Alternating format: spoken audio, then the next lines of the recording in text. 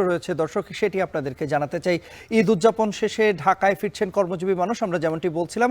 এ বিষয়ে বিস্তারিত জানাতে কমলাপুর রেলওয়ে স্টেশন থেকে যুক্ত হয়েছেন সহকর্মী রকিবুল রাহাত। চলে যাচ্ছি রাহাতের কাছে। রাহাত, জানাবেন যে এই মুহূর্তে যারা কমলাপুর রেলওয়ে স্টেশনে এসেছেন তারা যাত্রাপথে কোনো রকমের ভোগান্তির কথা তারা বলেছেন কিনা, এবং একই সঙ্গে এই মুহূর্তে কমলাপুরের চিত্রটা কেমন দেখছেন, বিস্তারিত আমাদের জানাবেন।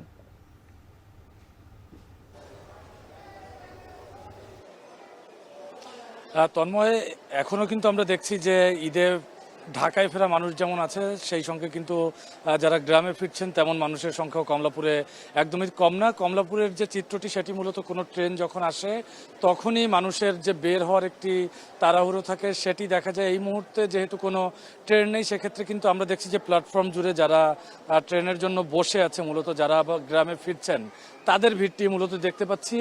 কিছুক্ষণের মধ্যেই রংপুর এক্সপ্রেস এই প্ল্যাটফর্মে এসে দাঁড়ানোর কথা, এবং সেখানের যে যারা ফিরবেন ঢাকায় তাদের সেই ভিড়টি কিন্তু মূলত যদি তাদের মধ্যে আসে তাহলে আমরা দেখাতে পারবো। এছাড়া এতক্ষণ ধরে যে ট্রেনগুলো আসছে সেগুলোর যারা যাত্রী এসেছেন তারা বলেছেন যে বিগত বছরগুলোর তুলনায় তারা বেশ স্বস্তিতেই এসেছেন।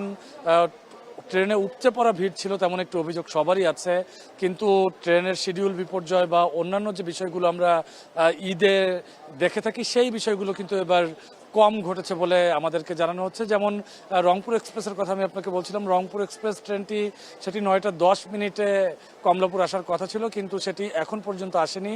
অর্থাৎ ঘন্টা খানিক বা ঘন্টা দুয়েক এরকমই কিন্তু আমরা দেখছি যে দেরি হচ্ছে। এবং সেক্ষেত্রে কিন্তু রেলওয়ে কর্তৃপক্ষ বলছে যে ঈদের কারণে যেহেতু যাত্রী চাপ সব স্টেশনেই বেশি থাকে, সেক্ষেত্রে কিন্তু প্রতিটি স্টেশনেই তাদের যে নির্ধারিত যে সময় রয়েছে সেই নির্ধারিত সময়ের চেয়ে কিছুক্ষণ বেশি অপেক্ষা করেই মূলত যাত্রী নিয়ে আসতে হয়, যার কারণে কিছুটা দেরি হয়ে থাকে বলছেন। এছাড়া রেল কর্তৃপক্ষ আরও বলেছে যে তাদের ঈদের আগ পর্যন্ত যে ব্যবস্থাপনা ছিল সেই ব্যবস্থাপনা কিন্তু যেহেতু আগামীকাল থেকে সরকারি বেসরকারি যে অফিস আদালতগুলো রয়েছে সেগুলো খোলা শুরু করবে, সেক্ষেত্রে কিন্তু আজকের যাত্রী চাপটি সবচেয়ে বেশি পড়তে পারে বলেই কিন্তু তারা আমাদেরকে জানিয়েছেন। এবং সেই যাত্রী চাপ সামাল দেবার জন্য যে প্রস্তুতি রয়েছে সেই প্রস্তুতিও কিন্তু পুরোপুরি রেলওয়ে কর্তৃপক্ষ রয়েছে বলেই রেলওয়ে কর্তৃপক্ষ আমাদেরকে জানিয়েছেন। এবং একই সঙ্গে আমরা দেখছিলাম যে কমলাপুর রেল স্টেশনে যে ট্রেনগুলো আসছে সেই ট্রেনগুলো যেহেতু এর কমলাপুরের আগে বিমানবন্দর স্টেশন এবং রাজধানীর মধ্যে আরও 2-1টি স্টেশন রয়েছে, সেক্ষেত্রে কিন্তু